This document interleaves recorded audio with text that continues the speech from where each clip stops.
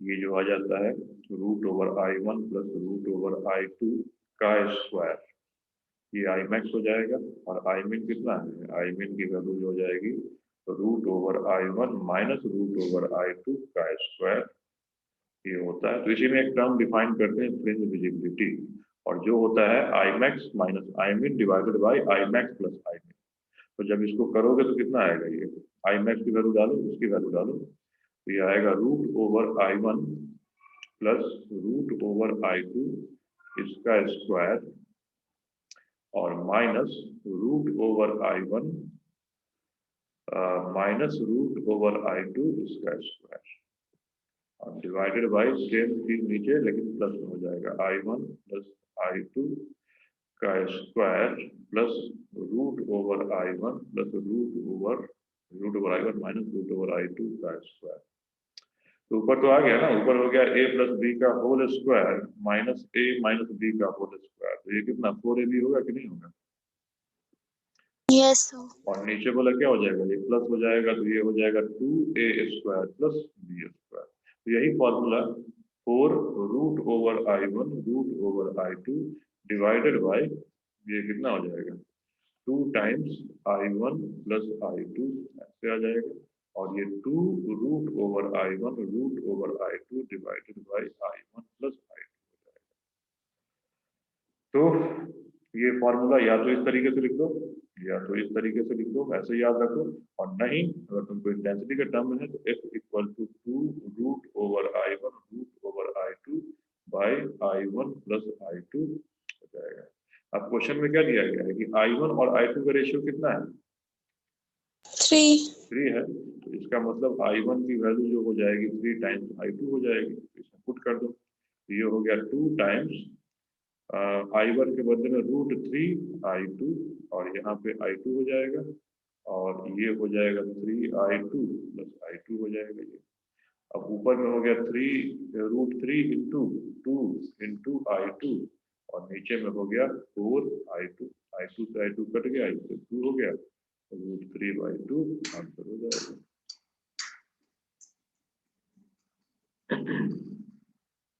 ठीक है, तो ये फॉर्मूला हम पहले नहीं बताया है no sir. Young double slit में, अच्छा माइंड से मिस हो गया होगा, तो लिख लो ये यंग डबल स्लिट वाले में लिखना, यंग डबल स्लिट एक्सपेरिमेंट में ही ये फॉर्मूला लिखना, विजिबिलिटी ऑफ फ्रिंज का फॉर्मूला। सर यहाँ पे 2 सोर्स होगा इसलिए I1 I2 होगा। यंग डबल स्लिट में क्या होता है, ऐसे होता है ना, ये स्लिट्स ना 2 होता है सर। स्लिट 1 स्लिट 2, तो यहाँ पे जो लाइट है इसकी इंटेंसिटी I1 और यहाँ पे जो लाइट है इसकी इंटेंसिटी I2 इन जनरल। यही जब I1 इक्वल टू I2 हो जाता है तो I0 बन जाता है। मान लो 2 लेजर का सोर्स लगा दिए, हम ऐसे कर सकते हैं ना कि एक स्लिट यहाँ पे और एक स्लिट यहाँ पे, यहाँ पे एक लेजर सोर्स डाल दिए और यहाँ पे एक सोर्स डाल दिए। अब दोनों की इंटेंसिटी, दोनों का वेवलेंथ मान लो सेम है, दोनों का वेवलेंथ सेम है, तो एक की इंटेंसिटी ज्यादा कम हो सकती है ना, एक ज्यादा लाइट दे रहा है कम लाइट दे रहा है, इस तरीके से। Yes sir. ओके, तो पोलराइजेशन में पिछली क्लास में आई थिंक मैंने मैलूज लॉ तक बता दिया था। पीछे वाला पेज पोलराइजेशन में मैलूज लॉ तक मैंने बता दिया था ना।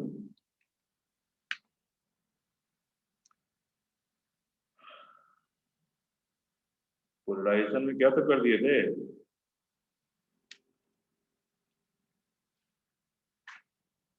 बता दिए थे कि इस लॉ को मैलूज कहते हैं, I equals to I0 cos square 5 वाला लिखवा भी दिए थे,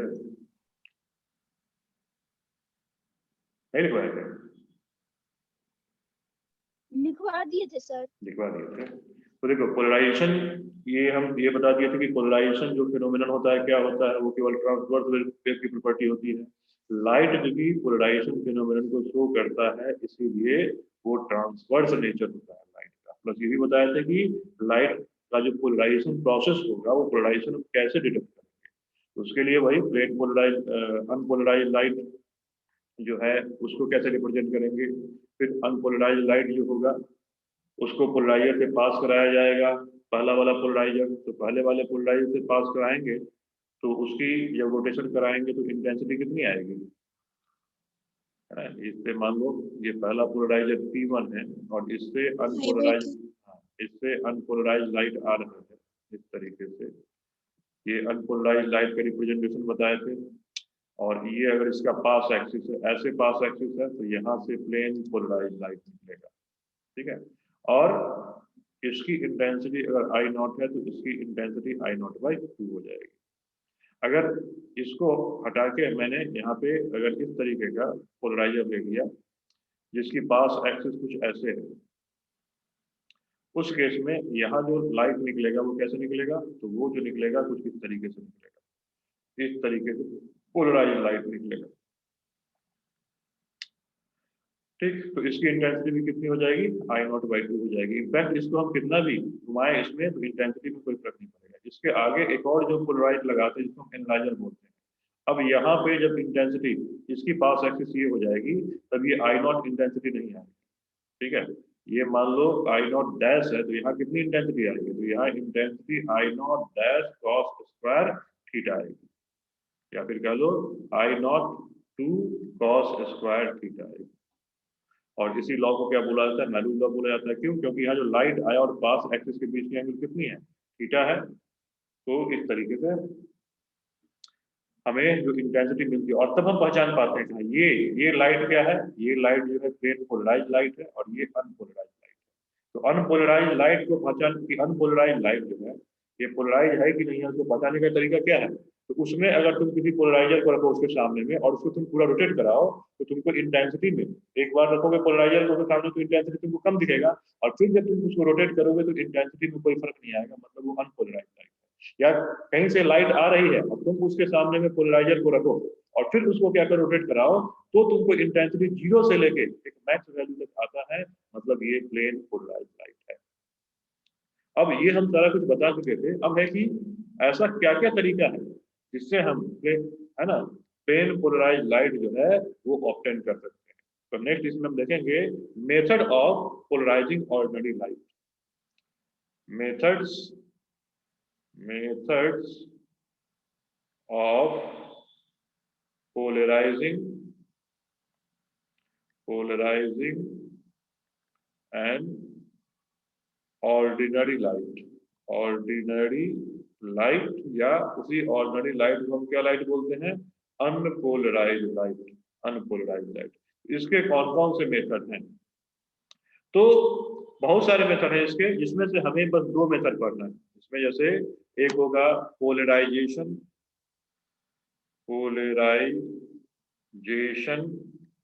बाय रिफ्लेक्शन, एक ये पढ़ना है। दूसरा ये है पोलराइजेशन बाय रिफ्रैक्शन, इसके थ्रू भी हम पोलराइजेशन कर सकते हैं। तीसरा है पोलराइजेशन बाय डबल रिफ्रैक्शन,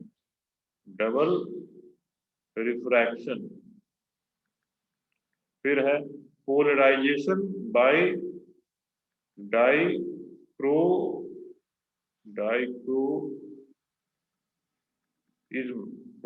डाइक्रोइज्म, एक ये है। और एक है पोलराइजेशन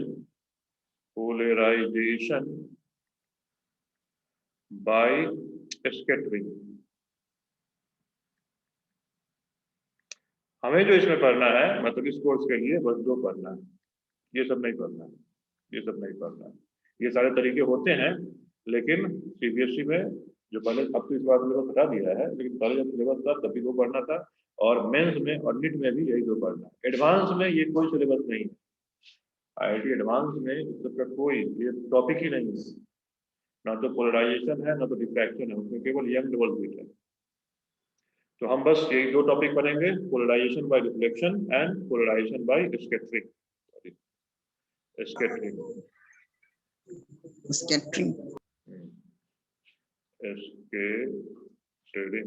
इसको पढ़ेंगे। तो स्टार्ट करते हैं पोलराइजेशन बाय रिफ्लेक्शन से। Polarisation by reflection. तो सपोज कर लो हम क्या करते हैं ना, इसमें एक हम मीडियम लेते हैं, एक इस तरीके का मीडियम लेते हैं, ये है डेंसर मीडियम, या सिंपली कोई मीडियम है, डेंसर एरर नहीं, सीधे कोई मीडियम है। दो मीडियम है, एक मीडियम 1 है और एक मीडियम 2 है, दो मीडियम है इसमें। तो इससे क्या है कि एक लाइट रे इस तरीके से इंसिडेंट कर रही है, लाइट रे इंसिडेंट कर रही है, और यहाँ पे दोनों फेनोमेनन हो रहा है कि कुछ पार्ट ऑफ लाइट रे रिफ्लेक्ट होके, कुछ पार्ट ऑफ लाइट रे रिफ्लेक्ट होके सेम मीडियम में जा रहा है, और कुछ पार्ट ऑफ लाइट रे जो है दूसरे मीडियम में भी इंटर कर जा रहा है, और ये जो है यहाँ पे नॉर्मल है, ये यहाँ पे नॉर्मल है। ठीक है, अब इसमें हम जो लाइट रे, इनकमिंग लाइट रे है, ये है इंसिडेंट रे है, इंसिडेंट रे है, और ये है रिफ्लेक्टेड रे, रिफ्लेक्टेड रे, और ये है रिफ्लेक्टेड रे, रिफ्लेक्टेड रे। तो इसमें इसका हम पहले प्लेन बना, जो सरफेस है ना उसका हम पहले प्लेन बना देते हैं। ये मान लो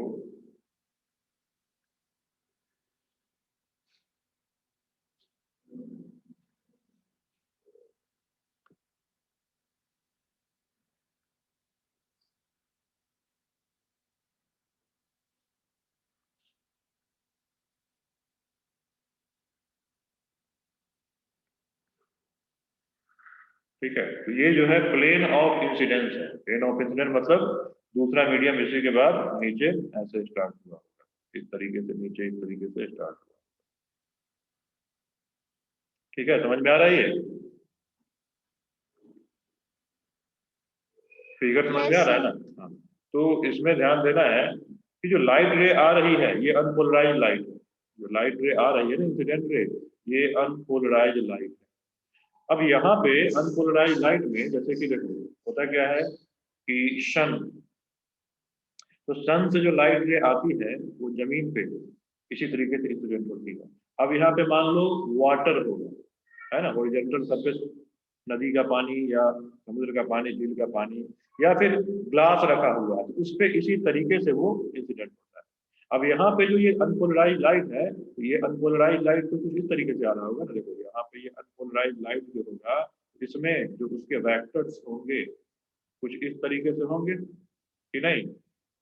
अब इसमें जो है वेक्टर को हम क्या करते हैं, एक जो लेते हैं इस प्लेन के पैरेलल ले लेते हैं, ये प्लेन है ना, इस प्लेन के पैरेलल, और एक इस प्लेन से आउटसाइड निकल, मतलब इस प्लेन के परपेंडिकुलर, तो उन्हीं अनपोलराइज्ड इलेक्ट्रिक फील्ड जो है उसको जो ड्रॉ करते हैं, तो एक जो है इसी प्लेन में है, कैसे, तो इस तरीके से इस प्लेन में, इस प्लेन में है ये सारे के सारे जो है इस प्लेन के जो पैरेलल होगा, इस प्लेन के पैरेलल,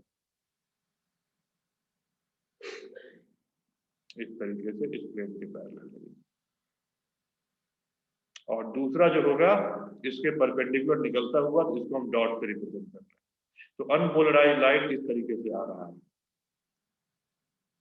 समझ रहे हो कि नहीं समझ रहे हो इस चीज को? अनपोलराइज लाइट जो है वो इस तरीके से आ रहा है, इसमें जो ये एरो है वो क्या रिप्रेजेंट कर रहा है, इलेक्ट्रिक फील्ड। इलेक्ट्रिक फील्ड किसके अलाउंग, ये किसके अलाउंग है, तो ये जो प्लेन है ना, ये प्लेन ऑफ इंसिडेंस है, ये प्लेन ऑफ इंसिडेंस है, जहां पे ये इनकमिंग लाइट रे इंसिडेंट हो रही है, और ये जो भी हम एरो बनाया है ना ये इसी प्लेन में है, तो ये क्या है इसके पैरेलल, ये जो एरो ले रहे हो ये इलेक्ट्रिक फील्ड जो है, ये इलेक्ट्रिक फील्ड इसी के पैरेलल, मतलब कि इस तरीके से इस प्लेन में, समझ रहे हो कि नहीं समझ रहे इस चीज को?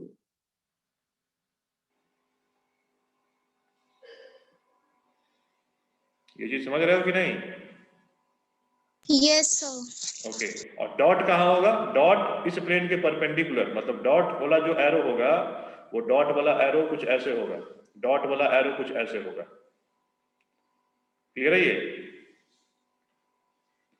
अब जब ये इस पे इंसिडेंट हुआ, जब ये इस पे इंसिडेंट हुआ, इस पॉइंट पे इंसिडेंट हुआ, तो इस लाइट के क्या है, दो टुकड़े बट गए। एक टुकड़ा जो है रिफ्लेक्ट होके चला गया सेम मीडियम में, और एक टुकड़ा जो है दूसरे मीडियम में आ गया। तो ये थ्रू सीरीज ऑफ एक्सपेरिमेंट पाया गया। अब इसमें क्या है, इसमें सीरीज ऑफ एक्सपेरिमेंट, और इस पे किसने किया था, एक ब्रिस्टर नाम का साइंटिस्ट था, उसी ने इस पे बहुत सारे एक्सपेरिमेंट किए थे, है ना। तो ब्रिस्टर ने जब इस पे एक्सपेरिमेंट किया तो ये पाया कि जब ये अनपोलराइज इंसिडेंट लाइट इस पे इंसिडेंट करता है और रिफ्लेक्ट होता है, तो ये रिफ्लेक्टेड रे और रिफ्लेक्टेड रे ये पार्शियली पोलराइज होते हैं। मतलब ये जो होगा ये है पार्शियली पोलराइज्ड, और ये भी जो होगा ये भी होगा पार्शियली पोलराइज्ड। मतलब इसमें भी लाइट रे कुछ इस तरीके से होगा, ठीक है, और इसमें भी जो लाइट रे कुछ इस तरीके से होगा, ठीक, पार्शियली पोलराइज्ड। फिर क्या हुआ कि यहाँ पे इसी कुछ ना कुछ एंगल ऑफ इंसिडेंस होगी, तो ये भी आई हो जाएगा, और ये कितना हो जाएगा, आर हो जाएगा। उसने क्या किया कि ये जो सोर्स ऑफ इंसिडेंट लाइट था इसकी एंगल को वैरी करना शुरू किया, इसकी एंगल को वैरी करना शुरू किया। तो ये पाया कि एक एंगल पे जाके जिस समय में ये जो रिफ्लेक्टेड रे और रिफ्लेक्टेड रे के बीच की एंगल 90 डिग्री है, तो ये रिफ्लेक्टेड साइड जो है ये कंप्लीटली पोलराइज्ड लाइट उसे मिल जाता है। बात समझ में आया कि नहीं आया? जब उसने यहाँ पे मान लो नॉर्मल था तो इस तरीके से इंसिडेंट कराया कि रिफ्लेक्टेड रे है और ये रिफ्लेक्टेड रे है, इसके बीच की एंगल जब 90 डिग्री, मतलब reflected ray and reflected ray के बीच की एंगल जब 90 डिग्री था, उस एंगल पे जब इंसिडेंट कराया, ठीक है, उस एंगल पे इंसिडेंट कराया, और उस समय एंगल ऑफ इंसिडेंस हम आईपी बोलते हैं, तो उस समय ये जो रिफ्लेक्टेड रे था ये फुल्ली क्या था, पोलराइज था, ये था फुल्ली पोलराइज्ड, पार्शियल नहीं था, फुल्ली पोलराइज था। तो इसी तरह हम पोलराइजेशन जो है बाय रिफ्लेक्शन ऑब्टेन कर सकते हैं, और इसको जो पहली बार ऑब्टेन किया था ये ब्रिस्टर नाम के फिजिसिस्ट थे। इसलिए इस तरीके से जो लाइट मिलता है और इस प्रोसेस को ब्रिस्टर लॉ कहा जाता है। तो यही है polarization by reflection. So fully polarized मतलब आई नॉट जीरो? नहीं, मतलब यहाँ की इंटेंसिटी, इधर जो फुल्ली पोलराइज मतलब ये है कि इसमें जो इलेक्ट्रिक फील्ड होगा, जैसे यहाँ से इलेक्ट्रिक फील्ड इस तरीके से आ रहा है कि नहीं आ रहा है, यस सर। तो इधर जो इलेक्ट्रिक फील्ड होगा खाली डॉट वाला होगा, ये भी पाया उसने, इधर इलेक्ट्रिक फील्ड खाली डॉट वाला होगा। समझ में आया?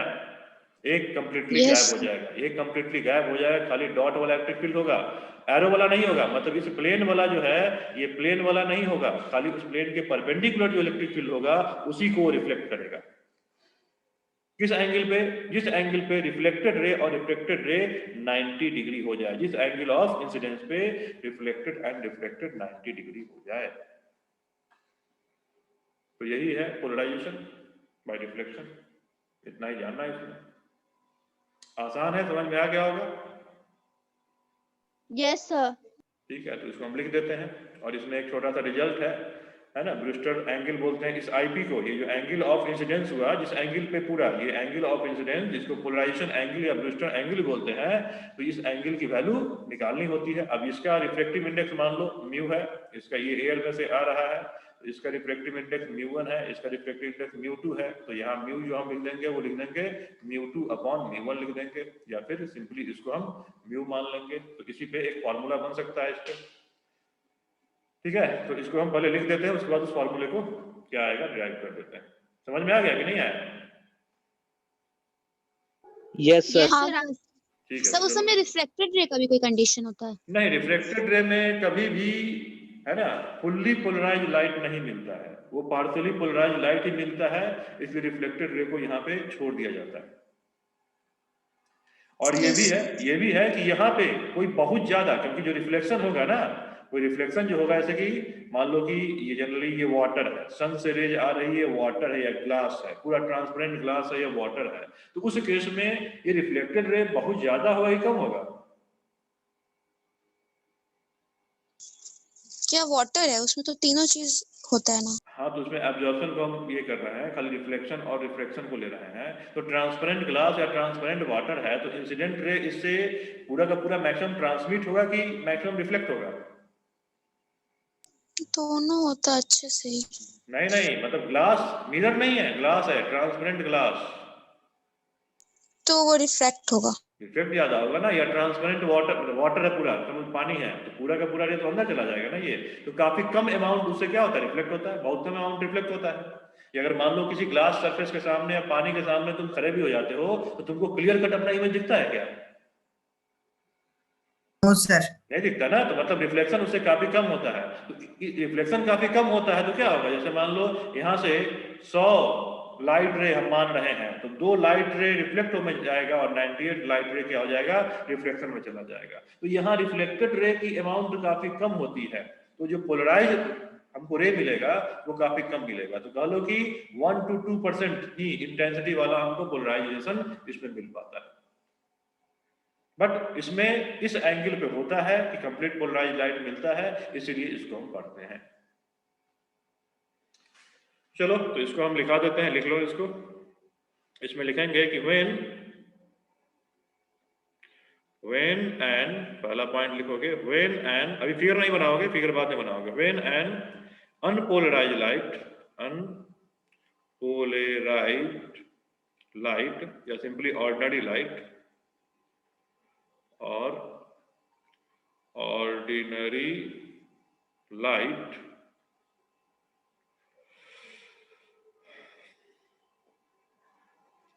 is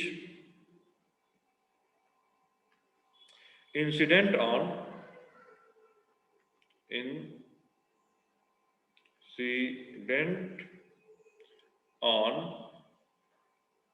interface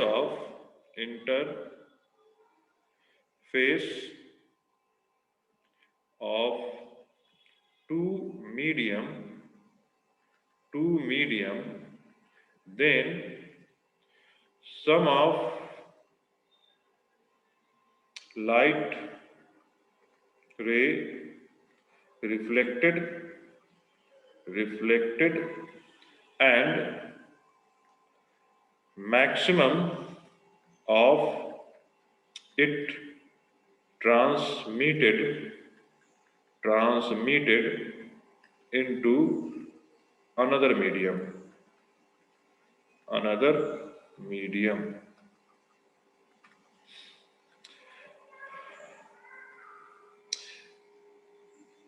The reflected and refracted rays are partially polarized.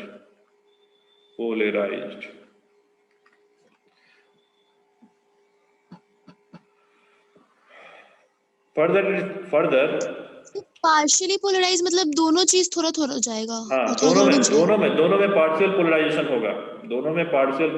होगा। पार्शियल पोलराइजेशन मतलब ये होगा कि जैसे मान लो ये तुम्हारा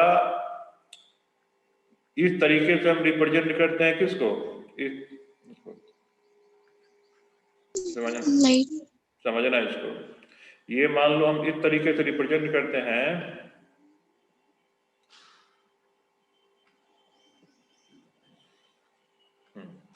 अगर फुल्ली पोलराइज लाइट को देखो, फुल्ली पोलराइज लाइट ये होता है कि उसमें हर एक डायरेक्शन जो होता है, हर एक डायरेक्शन इक्वली सिमेट्रिकल होता है, मतलब इक्वली पॉसिबल होता है कोई भी डायरेक्शन। इसमें लाइट जो होगा, जितने भी तुम पॉसिबल इसमें डायरेक्शन ले सकते हो, हर एक के अलोंग इक्वली ऑक्सीलेट करता पाया जाएगा। तो ये हो गया तुम्हारा अनपोलराइज लाइट। इस तरीके से हर एक डायरेक्शन में वो होगा, जितने तुम यहाँ बना सकते हो, जितने पॉसिबल है उतने चाहो तुम बना सकते हो इसमें, इस तरीके से। अब इसी में जैसे मान लो इसी में मैंने लाइट को कुछ इस तरीके से बना दिया,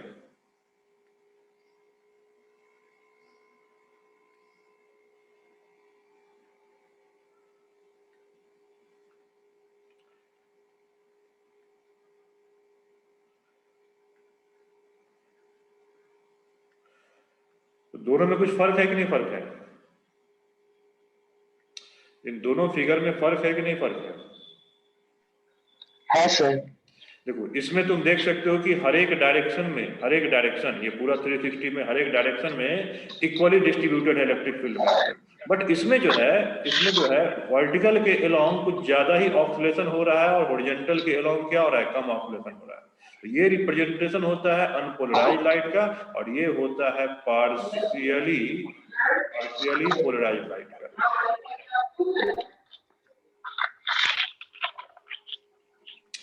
प्लेन पेपर पे मतलब बाई कन्वेंशन जो हम रिप्रेजेंट करते हैं अनपोलराइज्ड लाइट को, एक एरो ऐसे डालते हैं, बीच में डॉट डाल देते हैं, फिर एरो ऐसे डालते हैं, बीच में डॉट डालते हैं, एरो ऐसे डालते हैं, बीच में डॉट डालते हैं। अनपोलराइज्ड लाइट का रिप्रेजेंटेशन होगा कि एरो डॉट डालेंगे, उसमें सिंपल एरो भी हो सकता है, डॉट भी हो सकता है, एरो डॉट दोनों हो सकता है। तो ये जो है पार्शियली पोलराइज्ड लाइट का रिप्रेजेंटेशन है। क्लियर है ये?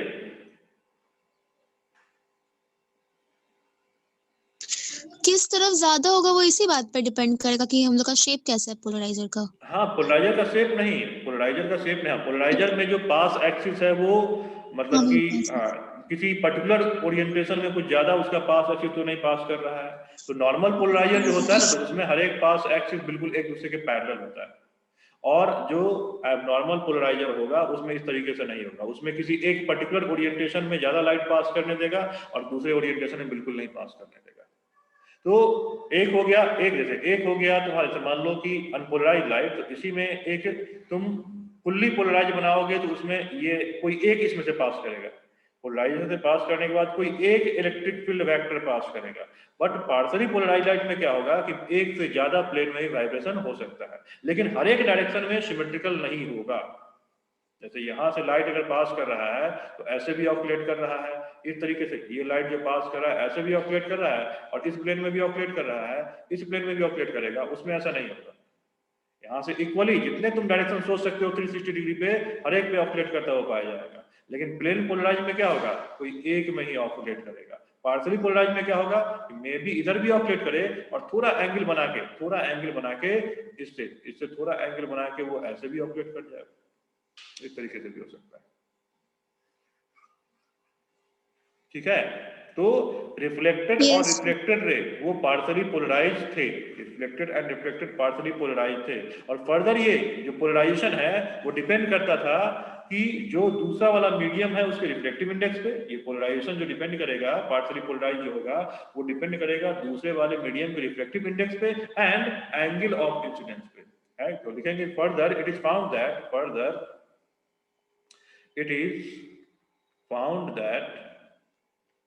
that degree of polarization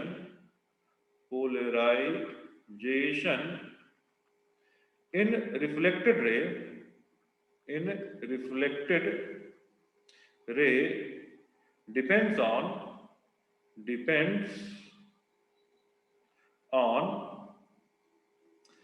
angle of incidence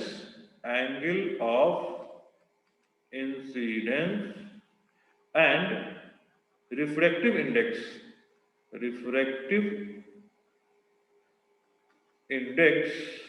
of medium पे डिपेंड करता है। लिख लिए, हटाएं इसको।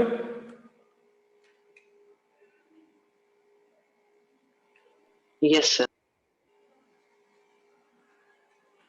ठीक, तो उसके बाद बहुत सारे सीरीज ऑफ एक्सपेरिमेंट हुए, उसमें फर्दर ये पाया गया कि जो पैरेलल कंपोनेंट है, कौन सा, जो ये वाला कंपोनेंट है, ठीक है, जो पैरेलल कंपोनेंट है,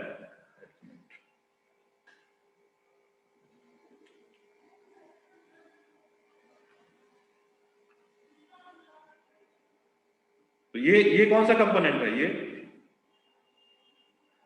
ये कौन सा कंपोनेंट है, ये पैरेलल है कि परपेंडिकुलर? पैरेलल। और ये डॉट कौन सा होगा? परपेंडिकुलर। परपेंडिकुलर मतलब किससे परपेंडिकुलर? इस सरफेस से perpendicular.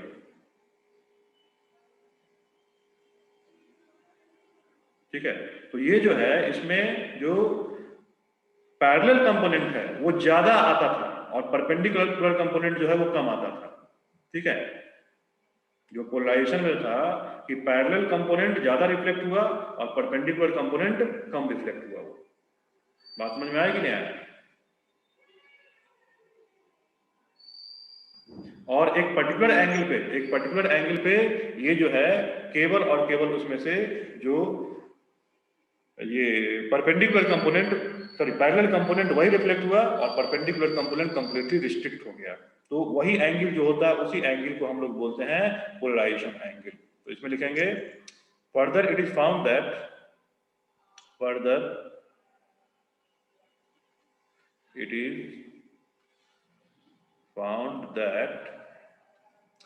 at particular angle of incident reflected ray gets fully polarized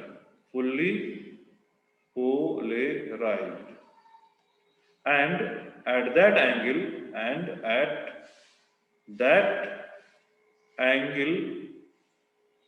of incidence, the angle between reflected ray and refracted ray is equal to 90 degree. जैसे कहने का मतलब ये मान लो मैंने इंटरफेस बना दिया और यहाँ पे इंसिडेंट रे आ रहा है इस तरीके से और रिफ्लेक्ट होके जा रहा है, रिफ्लेक्टेड रे है और ये जो है रिफ्लेक्टेड रे है। ठीक है, तो जब ये एंगल 90 डिग्री हो गई, ये एंगल कितनी 90 डिग्री हो गई, उस समय जो ये एंगल ऑफ इंसिडेंस था इस एंगल को हम लोग पोलराइजिंग एंगल बोलेंगे। ये भी कितना हो जाएगा एंगल ऑफ इंसिडेंस हो जाएगा। इस समय जो लाइट था ये रिफ्लेक्टेड लाइट ये क्या था फुल्ली पोलराइज्ड था।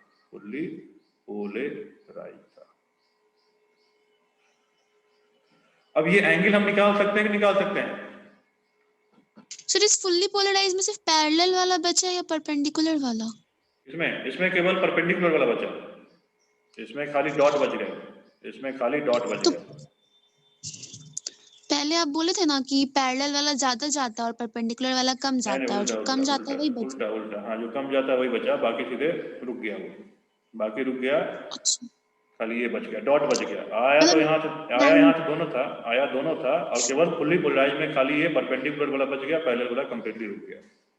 और अगर 90 डिग्री से कम या ज्यादा एंगल होता तो पैरेलल वाला ही ज्यादा होता? हाँ, पैरेलल वाला ज्यादा था उसमें।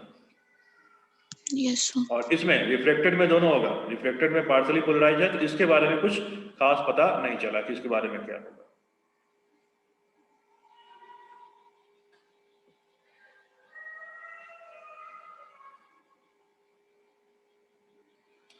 तो अब वो जो एंगल है वो एंगल निकाला जा सकता है कि नहीं? Yes sir. देखो कितना होगा एंगल, तो ये एंगल ऑफ रिफ्लेक्शन होगा कि नहीं? ये R जो है एंगल ऑफ रिफ्लेक्शन होगा, ये R एंगल ऑफ रिफ्लेक्शन होगा, ये एंगल ऑफ रिफ्लेक्शन और ये तो 90 डिग्री है और ये IP है। तो फ्रॉम फिगर क्या लिख सकते हैं? From figure polarizing angle IP क्या है? ये IP जो है इसको लिख लो, IP को लिखोगे पोलराइजिंग एंगल, ठीक है, या इसको हम और ब्रूस्टर एंगल ये भी बोलते हैं, क्योंकि इस एक्सपेरिमेंट को ब्रूस्टर नाम के साइंटिस्ट ने किया था, है ना। करीब ये था ब्रूस्टर जो था वो उसका था 781 के आसपास था, ये जन्म ही हुआ था उसका 781 नहीं, मतलब 1800 के आसपास मान लो, 1810 उनके आसपास मान लो, उसमें एक्सपेरिमेंट किया था भाई। यंग डबल स्लिट के एक्सपेरिमेंट के बाद ही सब लोग लग गए इसके जो प्रॉपर्टी था उसको निकालने में। तो वहां से हम IP plus 90 degree plus R equal to कितना लिख सकते हैं? 180 लिख सकते हैं। और यहां से IP प्लस R कितना हो जाएगा? ये 90 हो जाएगा। और R को लिख सकते हैं 90 डिग्री माइनस IP, ऐसा लिख सकते हैं।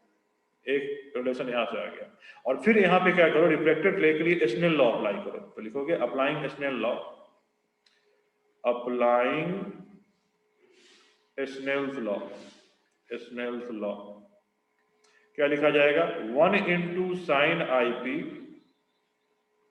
इसमें जो लिखा जाएगा 1 इंटू साइन IP है ना, इसका एयर से आ रहा है तो 1 into sine IP equal to mu, mu into sine R लिखेंगे। और यहां से sine IP upon sine R equal to mu लिख देंगे। और R की वैल्यू कितनी है, तो R है 90 माइनस IP, तो यहां से ये हो गया साइन IP और नीचे sine 90 minus IP equal to mu हो जाएगा। और ये साइन IP और साइन 90 माइनस IP कितना, कॉस IP हो जाएगा, ये म्यू आ जाएगा। और ये tan IP की वैल्यू म्यू आएगी। ये जो इक्वेशन आया, इसी इक्वेशन को हम लोग ब्रूस्टर लॉ बोलते हैं, ब्रूस्टर्स लॉ कहते हैं।